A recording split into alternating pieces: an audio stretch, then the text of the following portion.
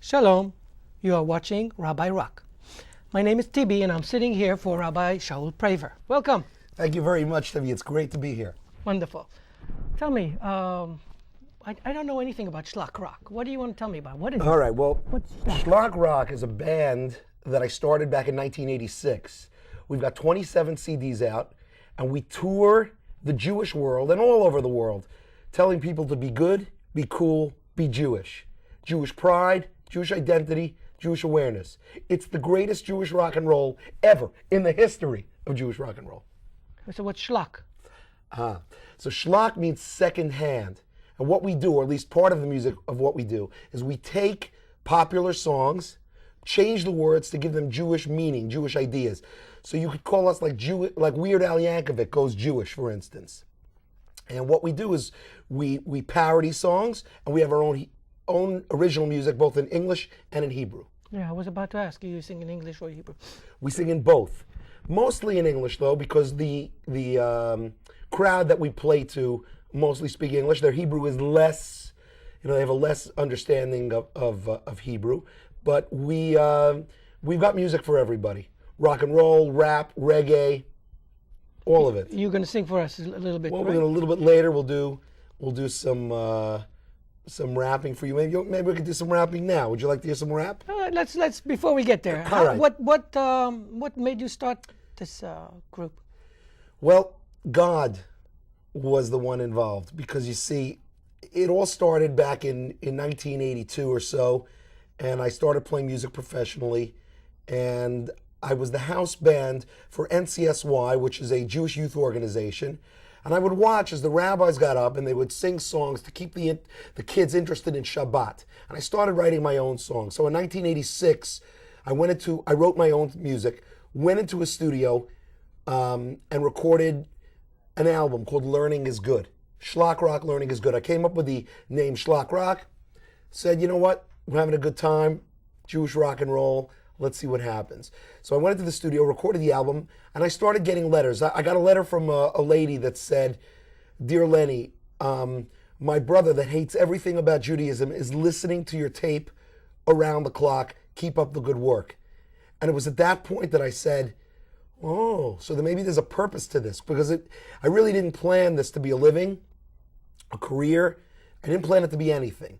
I have a musical training, and I had a band before Shlock Rock that was a contemporary Hebrew top 40. We did like Hasidic music, played bar mitzvahs, played weddings, but we really didn't, I had no plans to become the king of schlock and roll.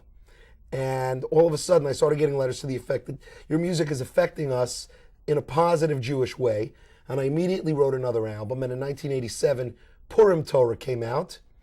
And then Jewish Pride. And then by 88, I started getting calls to go on tour.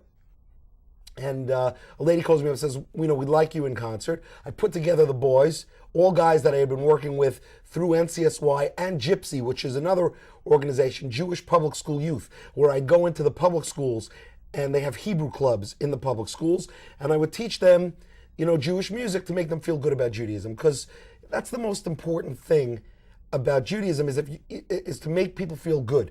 Music makes people feel good. If you don't feel good about Judaism, you're going to leave it.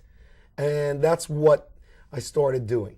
So at that point, in 1988, when I started getting calls to go on the road, it became a full-time living. It was a miracle. I call it one of God's hidden miracles. Because who would have ever thought that you could make a living doing something called Shlock Rock?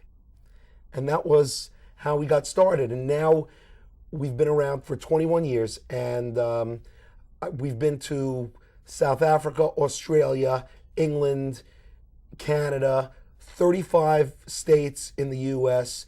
We've played over 2,000 concerts, sold around 150 million CDs in my mind. No. We've sold more like... In your mind, is good enough. We're on our way. We've sold a whole bunch of CDs, but, it's Jewish music and it's a limited market. Right. We don't have that many million Jews. That's correct. But we still have done well, and the music helps people feel good about Judaism. It makes them go back to their roots. They learn more, and they feel great. And it's an awesome career. It's an awesome thing to do. We love it.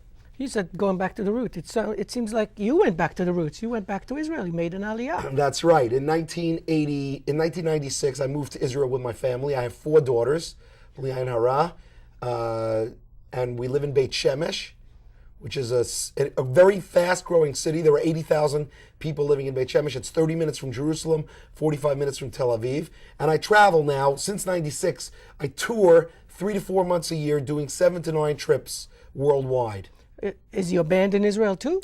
I have 220 different bands now. See, the guys that I started with, they grew up and they got regular jobs. One became a dentist, one became a doctor, one works on Wall Street, one is an accountant, one teaches music. So, they at some point they had real lives and real jobs. And what I did was I streamlined the band. So it's myself and the Jewish rapper Eitan G, who goes with me to every single show. And in every city, I pick up 3 or 4 guys to back us up. I play keyboard, and the rest of the guys, I get a guitarist, drummer, sax, sometimes a bass player, and we go to different communities and they back us up. Do you give them music, or do they just know No your music. The Chuck Berry School of Music, which is just play along. Because we play a lot of parodies, so they know the music already. They don't need rehearsal. Rehearsal is not part of Shlock Rock's vocabulary. I see. But just like this one. Exactly. Ad lib, that's the way to go. All right, that's wonderful. Tell me about how is the music in Israel? How do you perform in Israel too? Yes, I do some bar mitzvot. People who, come to Israel to have their bar mitzvah at the Kotel at the Western Wall, and then they have a party. They hire us. Also, we do around 5 or 6 concerts a year there, and it's great. The music scene over there is hopping. Very much into Shlomo Carlebach type music. There are 300, for those that don't know, Shlomo Carlebach was the greatest Hasidic composer of the 20th century, and he passed away in 1994, and now there are 300 bands playing his music all over Israel. Yeah, we had his daughter here. Oh, you did? Yeah. So, yeah, he was an unbelievable writer, and that influence still remains, and that's what's going on pretty much in the scene. There's of course secular music, Chiloni music. There's Haredi music, which is ultra orthodox, Hasidic. Then there's the Carlebach, and then there's Shlock Rock. And then there's the Mizrahi. Oh, can't forget Mizrahi. Mizrahi is the best music. The groove. I love that groove. Yeah. So what? Most of your music is mainly American music. I write my own material too. We have 11 albums of original music as well, both in English and in Hebrew. Mm-hmm. And I'm going to do a little bit of that stuff later. Where do you see Shlock Rock going from here? I'm not sure.